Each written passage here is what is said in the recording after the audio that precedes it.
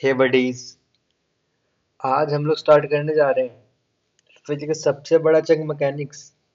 और मैकेनिक्स में बेसिकली जितने भी चैप्टर्स मैंने हाईलाइट किए हुए हैं 11th में ये सब चैप्टर्स मिलकर मैकेनिक्स बना रहे हैं। और आज मैकेनिक्स का मैं सबसे पहला चैप्टर जो कि मोशन स्टील है इसको स्टार्ट करने जा रहा हूँ। तो ये इंट्रोडक्शन पहले मैं बेसिकली इसके लिए रखा हुआ है कि basically motion in straight line को मोस्टली वन डायमेंशन ही बोलते हैं। तो वन डायमेंशन से लेकर सेंटर ऑफ मास तक, सेंटर ऑफ मास में जाके बेसिकली आप लोगों को थोड़ा ऑब्जेक्ट्स के बारे में आइडिया आएगा। तो अभी हम लोग उसके बारे में बात नहीं करेंगे। हम लोग वन डायमेंशन से लेकर centre of mass is basically ये वाला चैप्टर यहाँ पे ये वाला। तो बेसिकली हम लोग मोशन इन वन डायमेंशन लेकर सेंटर ऑफ मास तक हम लोग सब बॉडीज को as a point mass consider करेंगे। यानी कि we will consider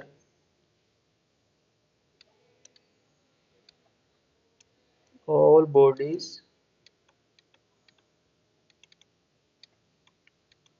to be point mass। ठीक है, हम लोग सेंटर ऑफ मास तक हर बॉडी को पॉइंट मास कंसिडर करेंगे। अब मैंने यहाँ पे एक टर्म डिफाइन कर दिया है, वो है पॉइंट मास। अब इस पॉइंट मास का क्या मतलब है? पॉइंट मास का बेसिकली ये मतलब है point where all mass of body is assumed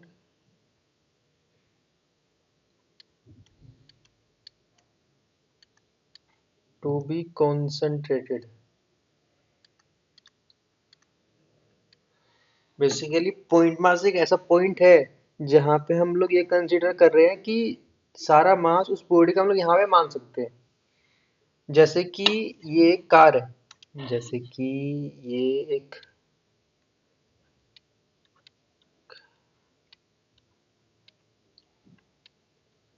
जैसे कि ये एक कार है। तो इस कार का जो मास है वो सब पूरी बॉडी में डिस्ट्रीब्यूटेड होगा। लेकिन हम ये कंसिडर करेंगे कि बेसिकली इस पॉइंट पर इस पूरी कार का मास इस पॉइंट पर कॉन्सेंट्रेटेड है। हम ये कंसिडर करेंगे सेंटर ऑफ मास तक। ठीक है, अब टाइम ज्यादा खराब ना करते हुए हम सीधा चैप्टर के अंदर घुसेंगे। और चैप्टर के अंदर हमारा पहला टॉपिक है डिस्टेंस एंड डिस्प्लेसमेंट। तो आप लोगों को इतना तो आइडिया है क्लास 9 से कि डिस्टेंस और डिस्प्लेसमेंट क्या है। तो distance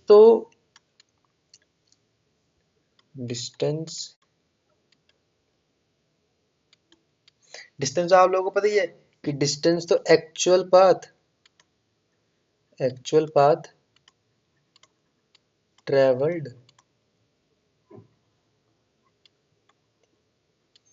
by the body.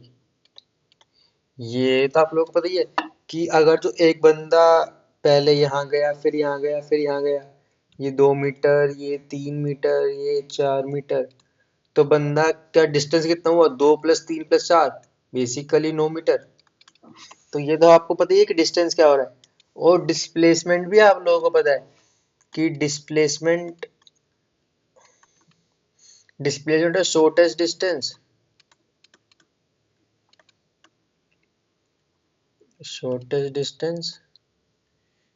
Distance between initial एज फाइनल पोजीशन।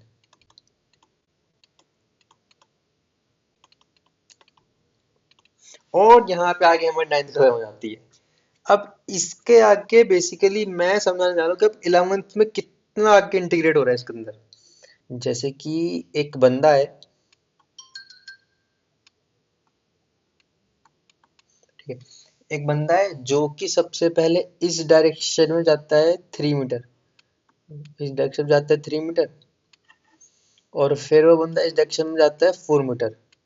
तो मैं आपसे ये पूछना चाह रहा हूँ कि बिल सबसे पहले दो सवाल कि इट्स लाइक कि डिस्टेंस कितना होगा। तो आप लोग बोलोगे 3 + 4 = 7 मीटर्स।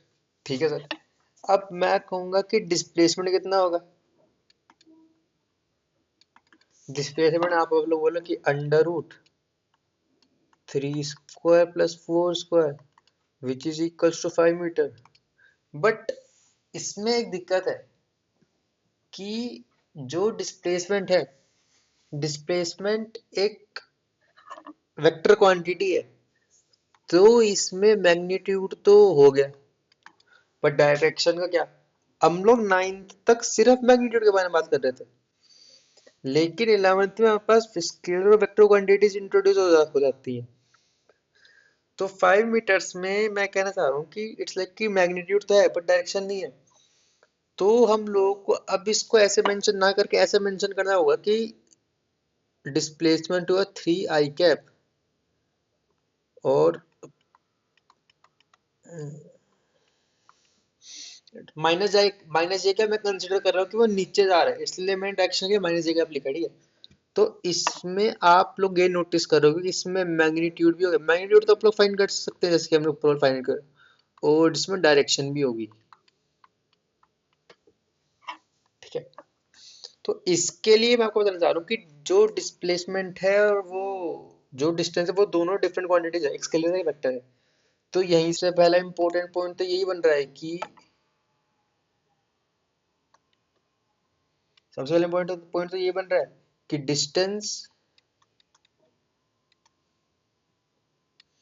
स्केलर है डिस्टेंस स्केलर है और डिस्प्लेसमेंट एक वेक्टर क्वांटिटी है, ठीक है सर। अब दूसरा पॉइंट क्या बन रहा है। दूसरा पॉइंट तो बेसिकली आप लोगों को 9 से ही पता ही होगा कि जो डिस्टेंस कांट डिक्रीज। तो ये तो आप लोग कि डिस्टेंस एक बंदा ट्रेवल कर रहा है और उसका जो पाथ है हम उसको सिर्फ सम ही कर रहे हैं।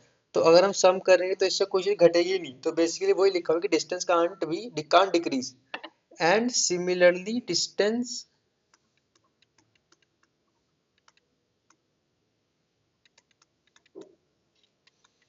कांट भी नेगेटिव, क्योंकि जीरो से स्टार्ट करें जब वो डिक्रीज ही नहीं होगी तो डिस्टेंस कभी भी नेगेटिव नहीं होगी। ये दो पॉइंट्स हैं जो अभी बड़े आसान लग रहे हैं, बट इट्स लाइक कि इनसे क्वेश्चन आ चुका है जेईई में भी, इतने बेसिक कॉन्सेप्ट है, ठीक है।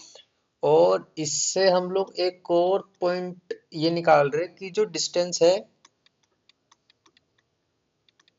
वो ग्रेटर देन और इक्वल, या तो बड़ा होगा या फिर बराबर होगा डिस्प्लेसमेंट के, क्योंकि डिस्प्लेसमेंट शॉर्टेस्ट पाथ है, तो या तो वो डिस्टेंस से छोटा होगा या फिर इक्वल होगा, ठीक है। अब यहां से मैं ये कहना चाह रहा हूँ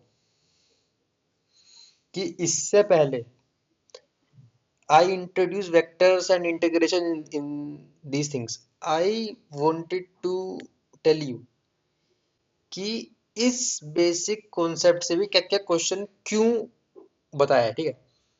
तो जैसे कि मैं कुछ ग्राफ ड्रॉ कर रहा हूँ, ठीक है। आपको ये फिगर आउट करना है कि ये ग्राफ पॉसिबल है या नहीं है, ठीक है। जैसे कि एक ग्राफ है ये, यहाँ पे डिस्टेंस और यहाँ पे टाइम, और graph goes like this,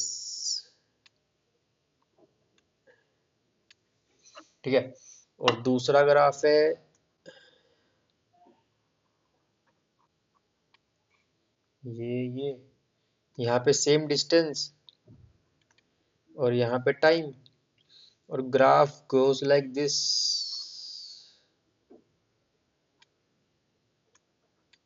down and down and,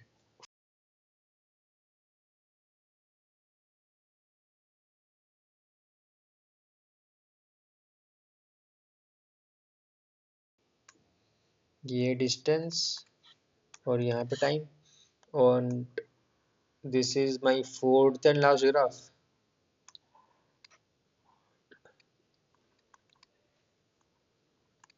ठीक है। अब मोस्ट प्रोबेबली आप सब लोगों ने फिगर आउट कर लिया कि ये ग्राफ ठीक है या नहीं है। तो बेसिकली इनमें हम लोग फिगर करना स्टार्ट करते हैं। इट्स लाइक कि इस ग्राफ में जो डिस्टेंस है वो आप देख रहे हैं एक्चुअली टाइम डिक्रीज कर रहा है, डिस्टेंस जो है वो डिक्रीज कर रहा है, विच इज नॉट पॉसिबल। सो ये ग्राफ तो गलत हो गया।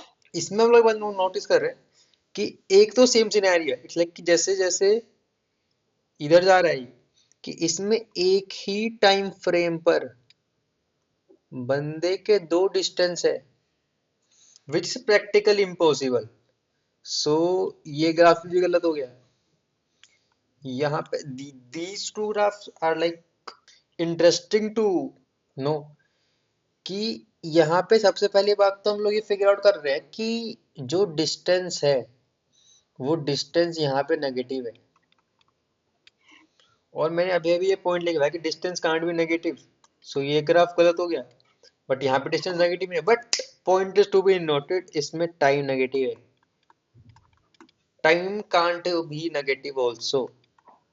सो ये ग्राफ ही गलत है। बेसिकली ये चारों ग्राफ गलत है। Using the some basic concepts we have framed a question. So likewise जे आल्सो डू। यहाँ पे अब बेसिकली वेक्टर्स और इंटीग्रेशन में घुसने वाला हूं। सबसे पहली बात तो हम एक कार्टेशियन प्लेन बना लेते हैं। ये हमारे कार्टेशियन प्लेन है। इसमें सबसे पहली बात तो ये एक पॉइंट P है विथ पोजीशन x1 y1, और ये एक पॉइंट Q है विथ पोजीशन x2 y2। और जो हमारा बंदा एक क्रेजी सा ही पाथ फॉलो करता है, और it goes like this from P to Q। ठीक है। और अगर जो हम देखें तो ये इसका डिस्टेंस ट्रेवल हो गया। और अगर जो I want to find out इसका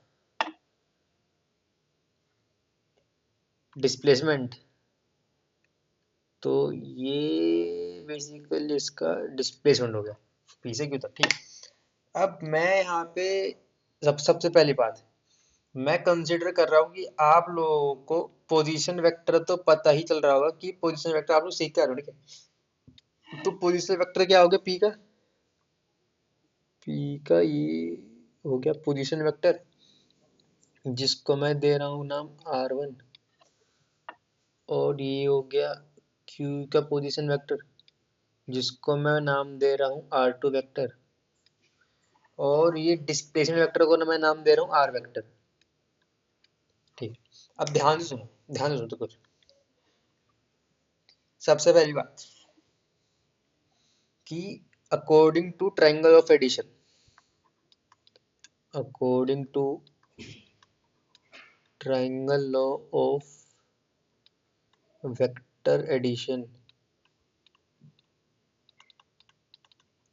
हम लोग ये बात समझ पा रहे हैं कि R1 vector plus R vector is equals to R2 vector. अगर मैं इन दोनों को अरेंज कर दूं तो मैं ऐसे फिगर आउट करवा रहा हूँ कि R vector is equals to R2 vector minus R vector. So R vector is difference of R2 vector and R1 vector,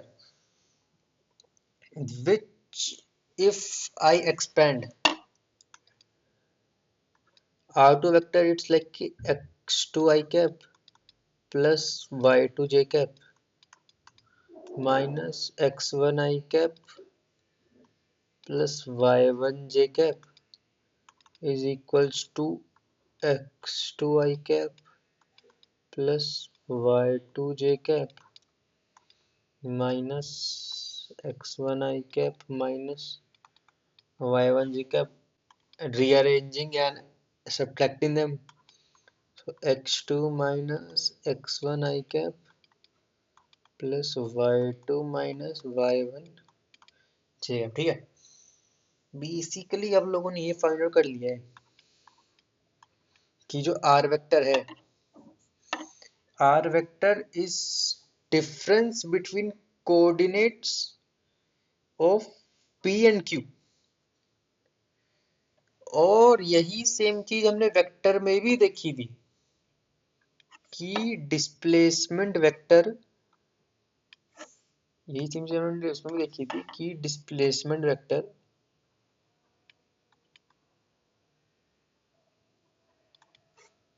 displacement vector, displacement vector क्या होता है?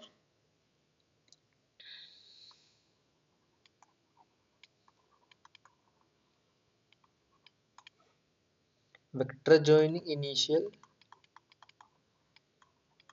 as final position, जो कि सेम चीज आर वेक्टर भी कर रहा है। आर वेक्टर भी इनिशियल हमेशा फाइनल पोजीशन को ही दिखा रहा है, जो ज्वाइन करने के लिए फाइनल पोजीशन। और आर वेक्टर का जो हम लोगों ने ये फाइंड आउट किया कि ये भी ये दिखा रहा है, तो बेसिकली हमने यहाँ से ये फाइंड आउट किया कि आर वन वेक्टर को अगर हम लोग ध्यान से देखें तो आर वन वेक्टर का एक तो फॉर्मूला ये होगा क्रेजी सा। अगर जो मैं सब मैग्नीट्यूड निकाल दूं तो इसका मैग्नीट्यूड आप लोगों को पता ही है, under root X two minus X one का whole square plus Y two minus Y one whole, इसका मैग्नीट्यूड ये हो गया। और अगर जब इसकी यूनिट वेक्टर निकाल दूं तो इसका यूनिट वेक्टर हो गया R vector upon magnitude of R vector which is like X two minus X one का whole I cap plus Y two minus Y one J cap upon इसका magnitude क्या हो गया X two minus X one का whole square plus Y two minus Y one का whole square. ठीक है, तो बेसिकली यहाँ से हमारे पास तीन फॉर्मूला हो गए, तो ये हो गया और एक ये हो गया और एक ये हो गया। बेसिकली तीनों ही बड़े इंपॉर्टेंट फॉर्मूले हैं, ये हम लोग को याद तो यार मिनट्स लाइक कि आप लोगों को खुद ही याद हो जाएंगे अगर आपने बेसिक्स पढ़े हुए हैं वेक्टर के। यहाँ से मैं वेक्टर से समझा चुका हूँ कि डिस्प्लेसमेंट और डिस्टेंस को फॉर्मूले से कैसे कनेक्ट किया हुआ है, या फिर बेसिकली लॉ ऑफ एडिशन से कैसे फॉर्मूला डिराइव किया और उसका पहले मैग्नीट्यूड निकाला, फिर इसका यूनिट वेक्टर निकाला। इस सब का यूज हम फिजिक्स में आगे करके करेंगे सब कुछ, बट इट्स लाइक कि इम्पोर्टेंट टू नो कि हम लोगों ने डिस्प्लेसमेंट वेक्टर कैसे निकाला। ठीक है,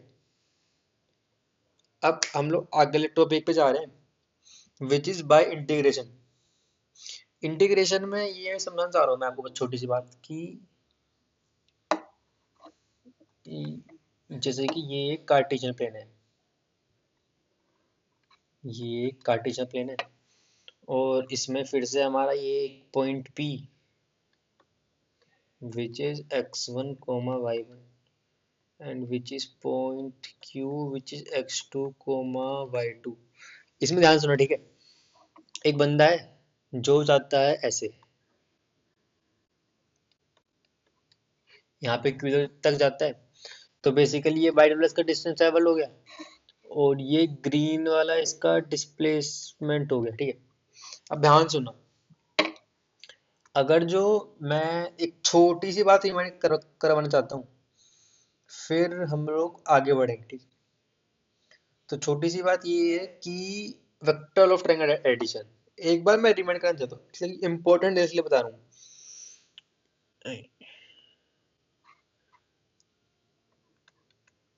vector law of triangle addition, तो basically vector of triangle addition में हम लोगों ने क्या देखा था कि लेट सपोज ये एक ए वेक्टर है और ये एक बी वेक्टर है और ये एक सी वेक्टर है, तो इन सब का रिजल्टेंट क्या होगा, ये आर वेक्टर। ठीक है, पॉइंट टू बी नोटेड, जो ये आर वेक्टर है क्या ये डिस्प्लेसमेंट नहीं हुआ, रिजल्टेंट है इनका। ऑफ कोर्स आप लोगों को भी दिख रहा हो कि ये डिस्प्लेसमेंट, अगर कोई बॉडी यहाँ से गई निकली, यहाँ चली फिर यहाँ चली फिर यहाँ चली, तो ये आर वेक्टर का डिस्प्लेसमेंट नहीं तो हुआ। एक पॉइंट और मैं नोट करना चाह रहा हूँ कि अगर जो एक बॉडी यहाँ चली, अगर जो एक बॉडी यहाँ चली, ठीक है, तो अगर जो मैं इसका ए वेक्टर का मैग्नीट्यूड लिख दूं, सिमिलरली एक बॉडी फिर यहाँ बी पे चली, अगर मैं इस बी वेक्टर का भी मैग्नीट्यूड लिख दूं, सिमिलरली बॉडी यहाँ पे चली, तो अगर मैं सी वेक्टर का भी मैग्नीट्यूड लिख दूं, तो क्या ये डिस्टेंस से इक्वल नहीं होगा। और क्या सिमिलरली मैं एक बात ये नहीं कह सकता कि जो आर वेक्टर है ये डिस्प्लेसमेंट के इक्वल है? समझे मैं आपको क्या कहना चाह रहा हूँ? तो बेसिकली मैं इसी चीज को थोड़ा सा इस कॉन्टेक्स्ट में दिखाना चाह रहा हूँ कि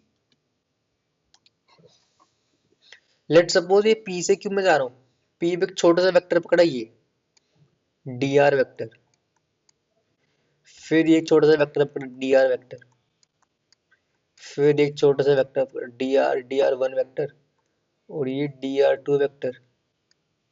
सिमिलरली ऐसे छोटे छोटे छोटे छोटे छोटे छोटे वेक्टर मैं लेता गया, तो जो सेम चीज मैंने यहाँ पे करी बड़े स्केल पे, वही सेम चीज मैं छोटे स्केल पे कर रहा हूँ। तो इट्स लाइक कि मैं आपको ये बताना चाह रहा हूँ कि अगर जो मैं डी आर वेक्टर का मैग्नीट्यूड जोड़ दूं, इतना सा मैग्नीट्यूड जोड़ दूं, similarly D R one vector का मैग्नीट्यूड जोड़ दूं, similarly D R two vector का मैग्नीट्यूड जोड़ दूं, और ऐसे करता करता करता करता जाऊं, तो क्या ये मुझे डिस्टेंस नहीं मिल जाने का? और ऐसे छोटे छोटे छोटे छोटे छोटे मैग्नीट्यूड को जोड़ता रहना ही न्यूटन साहब ने बताया है कि यही इंटीग्रेशन है, integration of magnitude of D R vector is equal to distance. समझे मैं क्या बोलना चाह रहा था?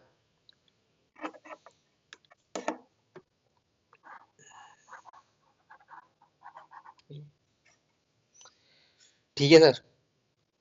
अब थोड़ा नीचे चलते, एक और बात हो, यही सेम चीज को मैं इधर भी कन्वर्ट करूंगा डिस्प्लेसमेंट में, कि अगर जो मैं डी आर वेक्टर जोड़ू, इस बार में वेक्टर जोड़ू जैसे मैंने यहाँ पे जोड़ा था, अगर जो मैं डी आर वेक्टर जोड़ू और डी आर वन वेक्टर जोड़ू, डी आर टू वेक्टर जोड़ू और डी आर थ्री वेक्टर जोड़ू, तो क्या ये डिस्प्लेसमेंट ही बन जाने का? जोड़ दो कैसे कैसे, एक बार फिर से एक्सप्लेन करते हो, ठीक है? जैसे कि ये मैं पेन पकड़ लेता हूँ ना, देखो, जैसे कि मैंने डी आर वेक्टर और डी आर वन वेक्टर जोड़ा, तो क्या वो रिजल्टेंट ये नहीं बन गया? सिमिलरली मैंने डी आर टू जोड़ा, ये जोड़ा, तो क्या रिजल्टेंट ये नहीं बन गया? ये जोड़ा तो ये बन गया, आप रिजल्टेंट ये बन गया, फिर मैं ऊपर गया तो रिजल्टेंट आई थिंक ये बन गया, फिर ऐसे मैं इधर गया इधर आया, सिमिलरली मैं गया रिजल्टेंट ये बन गया, और ये ऐसे बनते बनते बनते बनते क्या ये वही डिस्प्लेसमेंट वेक्टर नहीं बन गया? और इसी को अगर जब मैं इंटीग्रेशन में लिख दूंगा तो ये हो गया कि it's like integration of D R vector is equal to displacement.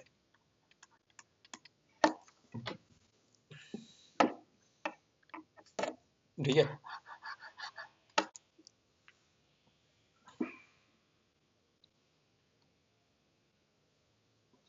तो बेसिकली मैं पूरे लेक्चर को कंक्लूड कर देता हूँ। इट्स लाइक कि पहले हम लोगों ने ये देखा कि हम लोग सेंटर और मास तक हर बॉडी को पॉइंट वाइज कंसीडर करेंगे। फिर हमने कुछ इंपॉर्टेंट प्रॉपर्टीज देखी कि इट्स लाइक डिस्टेंस डिस्प्लेसमेंट क्या होता है, ये तो सब आप लोगों को पता था, लेकिन सबसे पहली बात तो आप लोगों को ये बात रखनी है ध्यान में कि डिस्प्लेसमेंट एक स्केलर क्वांटिटी है और डिस्प्लेसमेंट एक वेक्टर क्वांटिटी है। तो वेक्टर क्वांटिटी को we guys represent by an arrow on stop. Similarly ठीक है, फिर हम लोगों ने कुछ प्रॉपर्टीज डिफाइन करी कुछ ग्राफ देख के।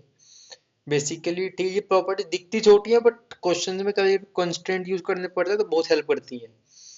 फिर हम लोगों ने वेक्टर की हेल्प से देखा distance displacement, triangle of addition से एक डिराइव किया डिस्प्लेसमेंट वेक्टर।